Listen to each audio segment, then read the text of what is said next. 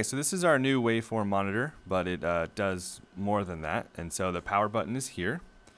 And then we are on SDI input right there.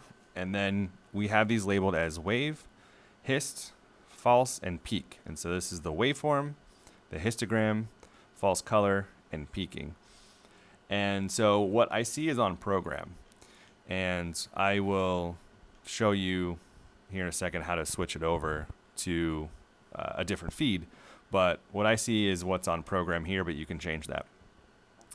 And so with nothing up, it's just a second monitor just to see what's on program. But if I hit waveform, then it's going to take me into the full menu here where I've got a lot going on. I've got the waveform here, and I've got other color settings here. And this is actually a vector scope.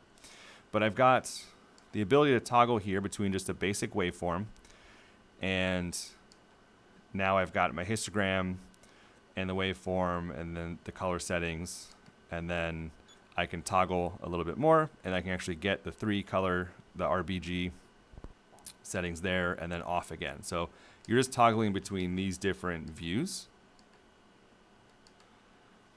And it really depends on what you're interested in seeing. So if you are used to the old waveform, then this is traditionally what we were looking at here. And so you've got a 100 to 0, and I'm moving the camera with my arm here. And you are looking at the exposure levels of whatever you're seeing. So I could see that this is the curtain. These are the 2 lights that are way overexposed, right, because they're in the shot. And then this is sort of the green screen, the floor, and then these are the cameras there. So it's a visual representation of what you're seeing sort of vertically there.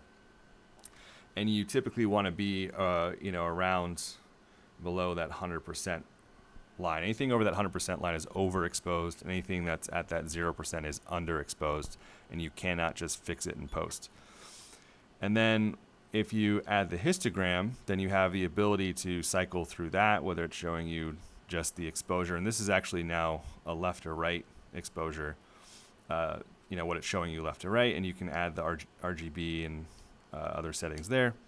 False color is a really great addition to these, and false color is now showing us visually based on these color spectrums here on the left, all the way from purple up to red, with red being overblown, completely overblown, so you can see the lights themselves are red.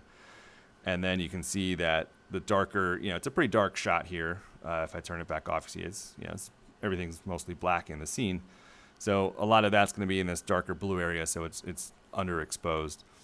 And you typically want to be in this like pink to yellowish area for various skin tones and what you're filming. So this is a great addition. I really like using this if you're comfortable with sort of how to visualize it and look at the color spectrum on the left there. And then peaking is also a great addition with this new monitor, because now you can see what's in focus. And so it doesn't have to do with exposure levels or color at all. It's what's in focus. And so when you hit peaking, it may not look very obvious what's happening, but it is red.